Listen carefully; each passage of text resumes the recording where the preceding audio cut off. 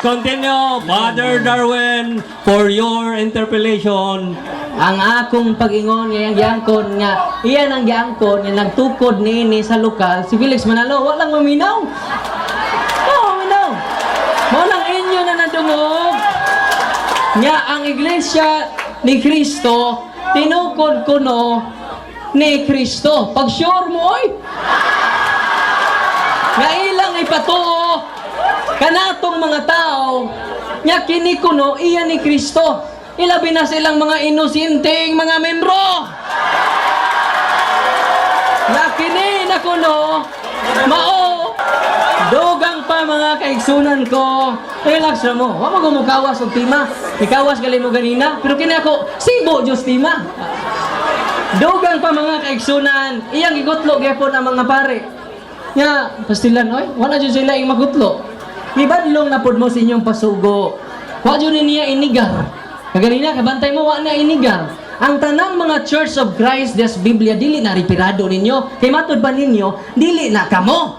Mag-upag lagi na ko gibasa. Kung mingon mo, sayop ko, hindi na sayop inyong pasugo. Na, ningon din eh, wala dyan na inigar. Ningon din eh, sa maong pasugo. Relax na mo. Sakit man yung kabahong matumban, no? Matod pa ang Ramel Parba. Kanya matod pa ni Ramel Parba, truth hurts in order to heal us. O nasa lang masakitan mo kay magkaayo kuno na ninyo. Sunod mga kaigsunan, niya sa inyong pasugo, the Church of Christ has totally become the Catholic Church. Sabi ni Saya pa, ang iglesia ni Kristo nahimong Katoliko. Ila man eh. Ila eh. Dili man ni ato. Muna nga nakasabot ra pud ko ninyo kay matod pa laging Ramil Parba kung ang kabahong matumban sakit juda. Time's up, excuse me. Time's up, excuse me. The moderator would like to say this. The speaker or the debater should not say any word that would lead to anger. Say that example, matumban ang kabahong. That is nonsense. We should go directly to the tema. Please continue, Father Darwin. Salamat kaayo Mr. Monitor, no?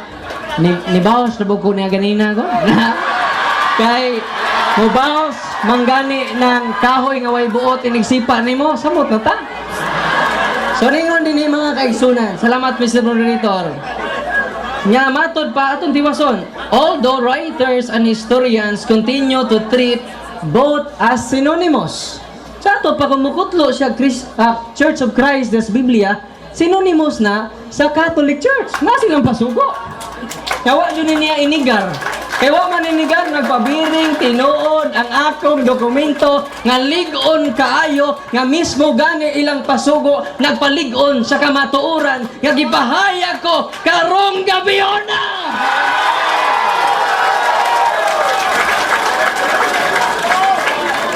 Gikasubo ko nga akong pinangga nga igsuon nagkutlo-kutlo in town sa mga panagna. Nagpaabot ko nga mo site siya ba parehas ato ganina kaniya sa history o ang history kaya namang imong history iya namang story nili na history his story na ako na mga igsuon ko ligon pasta ng ligon maas pasta ng maas og matod pa sa kong lolo ang argumento nga huyang kaayo sama ka na sa gapas nga dali maimpas sama ka na sa upos nga dali mahimos sa padayon ta maigsoon. Public, please do not say anything. Do not say anything. Onya nikutlo in town siya sa Solomon lagi. Wa iya ko gainan namakpak sila kaganina sa first stand o sa first topic kay way mabasa litra po litra jud nga Iglesia Katolika Apostolika Romana. Kunyang nitabo karon kun ato silang ingnon nga mabasa mo pod litra po litra atong ibalik ang ilang pangutana ba edi tikio ni sila kay wa man jud mamasa litra po litra nga aning bangos Pilipinas gitukod ni Kristo kay dili man nabasa ha di modo bunga ra kini, unsa ra kini ha? Fiction. Fiction meaning it only exists in the mind but not exists in the reality. Ang iyang pagsabot sa Isaias, Ezekiel, matod pas nagtuon mangguta. Nakabantay mo mga igsuon, wa jud sa kagamit sa mga libro nga dagko kayo. Sayang kay bugat kay na dadaan ninyo nya wa magamit. Time remaining 6 minutes. Unya, dugang pa niya na mga kaigsunan, matod pa nila ang mga obispo kuno mo'y nitalikod. Katong sugdan, kung